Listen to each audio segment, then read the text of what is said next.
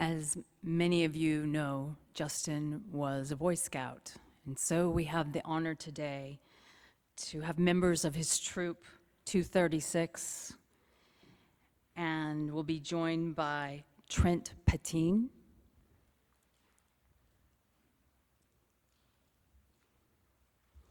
Antonio Vanacore and Ryan Day will be helping us with the color guard, and Ryan will be offering some remarks.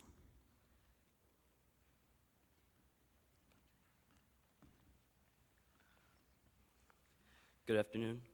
I'm a member of Justin's troop, Troop 238, and I'm going to be leading you through a brief flag ceremony. So I invite the audience to please stand. Scouts in uniform and veterans may salute the flag. All else, please place your hand over your heart. Color guard, attention, forward march.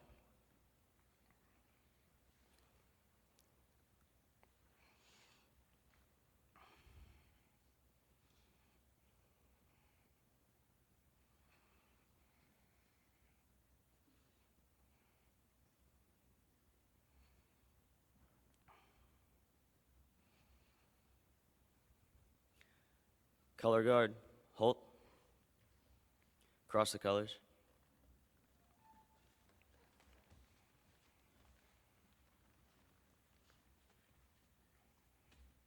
Post the flags.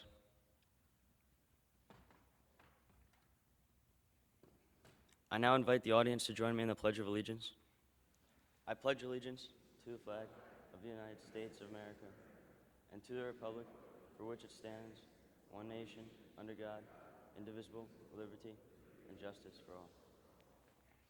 I now invite Troop 238 and other scouts in the audience to please join me in the Scout Oath and Scout Law. On my honor, I will do my best to do my duty to God and my country and to obey the Scout Law, to help other people at all times, keep myself physically strong, mentally awake, and morally straight.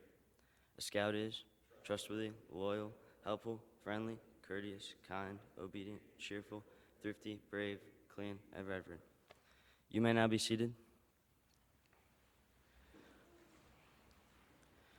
We have a member of the council to present Justin with the Spirit of the Eagle Award, if you'd like to come up.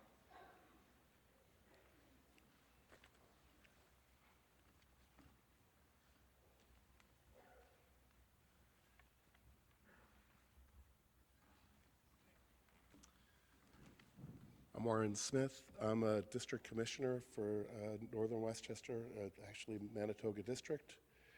And I have, as part of my troops that I watch, is Troop 238, which is a fantastic troop, one which Justin was a key part of. And over the years, I've lost a lot of Scouter friends, mostly in their 80s, thank God, never one in blossoming in life like this. But I had this prayer that I want to offer up. If I can get to it.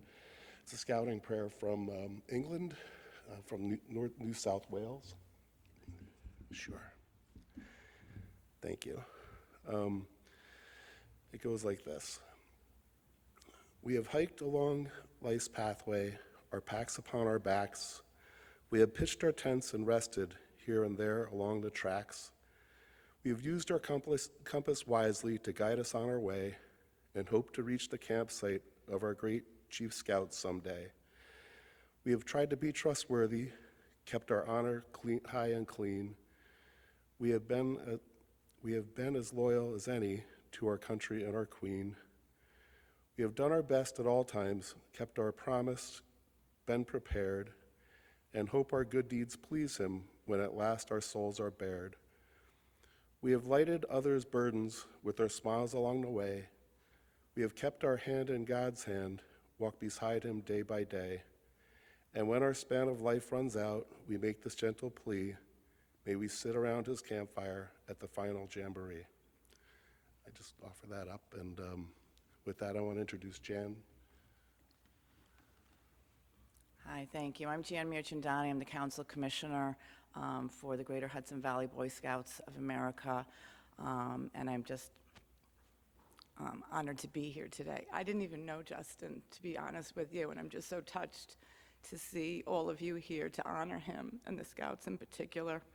And I am here to introduce and to offer the Spirit of the Eagle Award.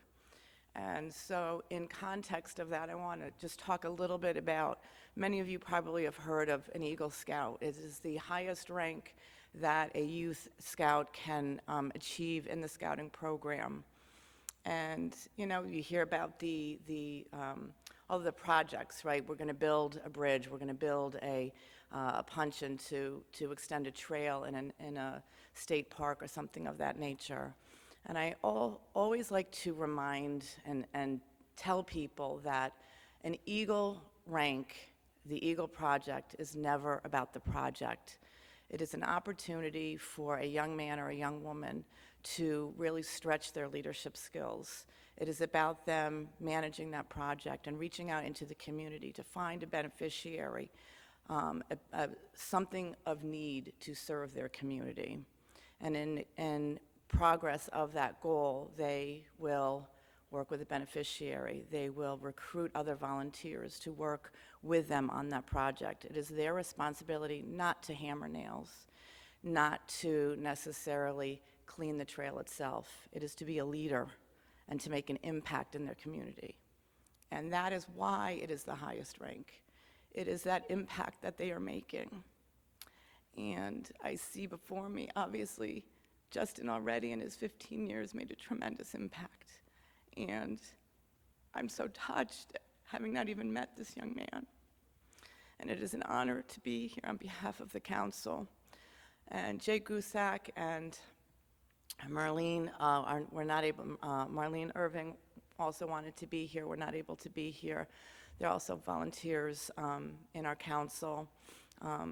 And Jay in particular wanted me to emphasize, he's the Manitoga Advancement Chair. These are not given out to just everybody. These are not given out lightly. These are given out to Scouts that passed young, but made a lasting impact nonetheless. And so with that, I will read to you what the Spirit of the Eagle Award. And it says, this award is bestowed by the National Court of Honor as part of the celebration of the life of Justin. It recognizes the joy, happiness, and life-fulfilling experiences that the scouting program brought to this young person's life. And it is offered on behalf of the National Council. Thank you.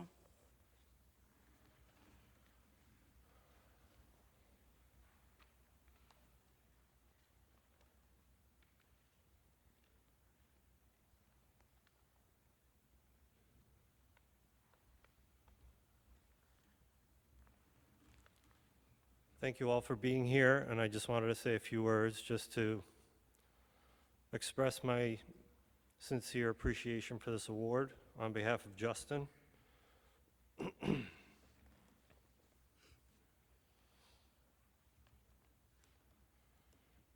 Justin wasn't very big on awards, although he did accept quite a few. What mattered to him most were his friends, were his family, fellow scouts, fellow Taekwondo teammates and martial artists. That's what truly mattered, not so much the individual recognition. But I'm sure today you all realize that now. So thank you, and may this continue to warm our hearts, calm our minds, and bring us together. Thank you.